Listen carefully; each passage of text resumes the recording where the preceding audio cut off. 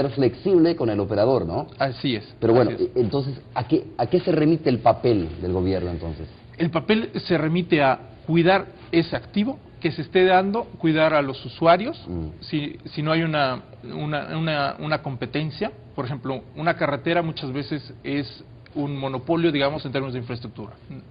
Entonces ahí hay que cuidar a los usuarios.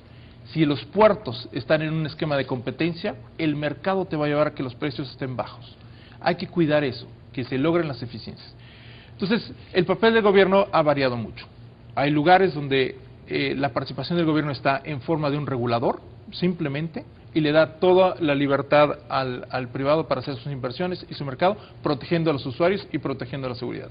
Y podemos llegar a esquemas donde hay una participación real, accionarial. En México se dio en un aeropuerto, se concesionó, y el gobierno tuvo una participación de acciones, donde esas acciones no llevaban a ningún tipo de injerencia en la administración, pero después se vendían. O participaciones donde el gobierno simplemente le da en un contrato, el gobierno es 100% dueño, y le da un contrato al privado, donde dice, bajo este contrato de servicios, tú lo vas a llevar. Y es el caso de Manzanillo. En Manzanillo, el gobierno, vía un esquema de APIs, es dueño al 100%, pero bajo un contrato de servicios, el privado tiene toda la libertad. Entonces tenemos toda la gama. Ahora, eso no es sacado de la manga de la camisa, ¿no? Eso es producto de un estudio, digamos, para determinar la mejor concesión. La mejor concesión es aquella que agrupa los intereses de todos y alinea para que generemos valor. ¿Qué le interesa al privado inversionista? ¿Qué elementos necesita él? ¿Qué elementos necesita el mercado? ¿Y qué elementos necesita el gobierno? Y al final es esto, generar valor para el país. A ver, ingeniero, ¿algo más que agregar sobre esto? Mejor hay que recordar también, ahora explicado sí, no se puede. No se puede, pero siempre hay que estar claro de que lo que andamos buscando es el beneficio del país.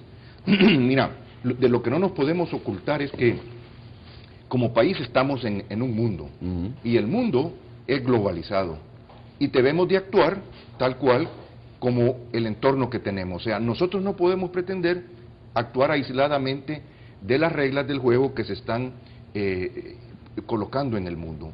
Es un esquema en el cual nosotros, si queremos verdaderamente con un puerto que está desarrollado y construido para poder participar a nivel mundial, pues las reglas del juego tienen que estar en ese mismo contexto. De lo contrario, tenemos un puerto que está diseñado para operar a nivel mundial, pero no lo estamos utilizando en todo su potencial. Ahora, ¿por qué traer gente de fuera que venga y te explique y que te comente cuáles son las experiencias? Porque eso siempre se hace, eso es bueno hacerlo, eso es realmente ubicarse donde esté el contexto donde tú te quieres poner. Entonces, por eso el IFC viene a acompañarnos en este esquema. Ahora, como no nos podemos quedar con los brazos cruzados, mientras todo este proceso lleva su término, tenemos que operar el puerto. O sea, el puerto no lo podemos dejar ahí estacionado mientras todos estos factores entran en el orden que deberían de entrar, si es que llegan a un final feliz, o si se trata de que todos estos factores entren en un orden pero no se logra.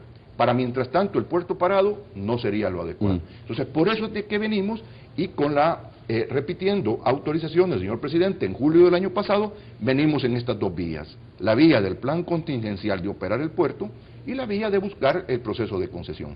El proceso de concesión, por supuesto, que siempre venga y beneficie a los intereses de nuestro país, y los procesos de concesión que hayan sido evaluados de acuerdo a las condiciones en este momento. Hubo procesos de concesión muy equivocados que se desarrollaron en el pasado. Nosotros no queremos esos procesos. Queremos lo último, lo más moderno, lo más adecuado para nuestro país, que haya sido probado y de alguna manera evaluado con la experiencia. Bueno, vamos a hacer de nuevo una pausa comercial, regresamos.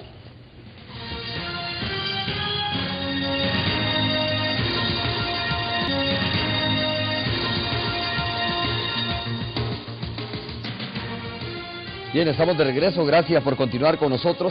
Tal como dijo el ingeniero Guillermo López Suárez, mientras eso sucede, pues se va a poner a operar el puerto de la Unión por decisión del presidente de la República. Quiero preguntarle a Juan Luis, ¿cómo ven ustedes esto realmente? Que como se llama, un monstruo que está ahí dormido, pues se ponga a operar. No necesariamente, digamos, teniendo rentabilidad, porque el gobierno en esto también, entiendo, ha sido transparente, ha dicho no vamos a operar con ganancias, ¿no? Sino más bien con pérdidas. cualquiera diría, bueno, si va a operar con pérdidas, mejor déjelo ahí sin abrirlo, ¿no? Claro. Pero ¿qué piensa Juan Luis sobre esta situación, esta decisión del gobierno de poner a operar el puerto antes de tener una ley de concesión?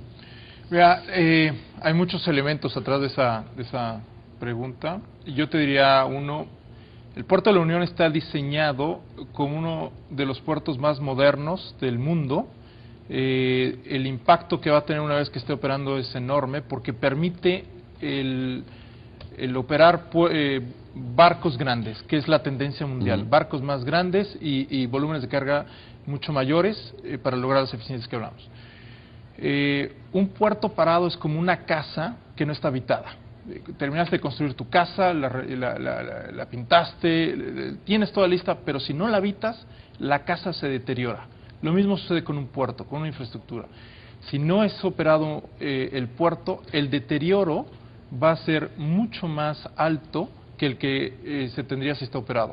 Entonces sí, tendrá un costo, pero el costo de no operarse o el costo de ese deterioro sería muchísimo mayor. Eso por un lado. Entonces, en términos de costo, te dirías dónde me va a costar menos. Y ese es lo que es esta situación. El operar el puerto en un volumen pequeño es mucho más barato que el dejarlo a su deterioro. Por otro lado, va a dar mucha seguridad a los inversionistas, a los operadores, porque vas a ver una cadena logística que vas a empezar a funcionarla.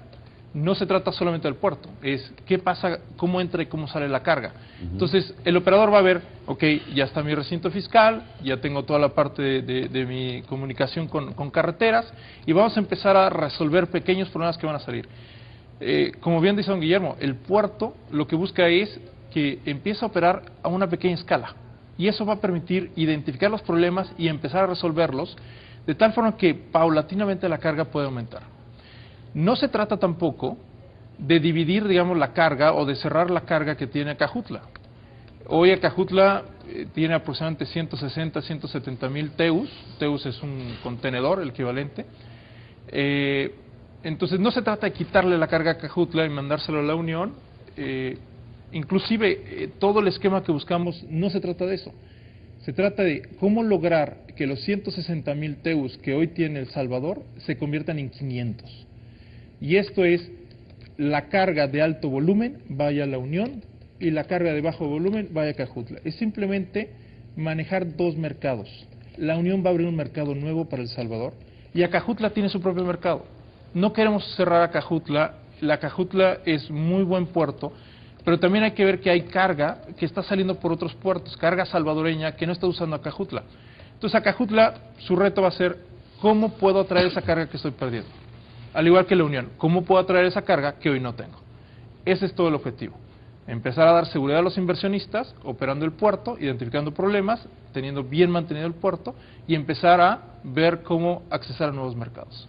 Ahora, Juan Luis, ese estudio que van a tener ustedes bajo su responsabilidad también servirá, ¿no?, para el puerto de Acajutla. Sí, así es. ¿Será la misma, digamos, la misma concesión para el puerto de Acajutla? No lo sé. ¿Aplica para el puerto también de Acajutla o no? Yo te diría, esto es un sistema portuario. Uh-huh. Los puertos se comunican, y no solamente Acajutla, sino el resto de los puertos de la región. Todo está comunicado, todo forma parte de un sistema logístico. Entonces, tienes que considerar todos los distintos elementos. El aeropuerto, los puertos, las carreteras en vías de construcción. Todo es una cadena logística que es lo que importa para que realmente sea eficiente el puerto. Entonces, hay que considerarlo. ¿Cómo sea el mejor diseño de la concesión? Eso es lo que haremos en la segunda etapa, de ver qué es lo que conviene más hacia el país. Ingeniero, hablemos un poco sobre esto, sobre la operación del puerto de la Unión. ¿Cómo no? Como responsable del gobierno en este caso, mientras se hace ese estudio y se tiene una ley de concesión de puertos en nuestro país.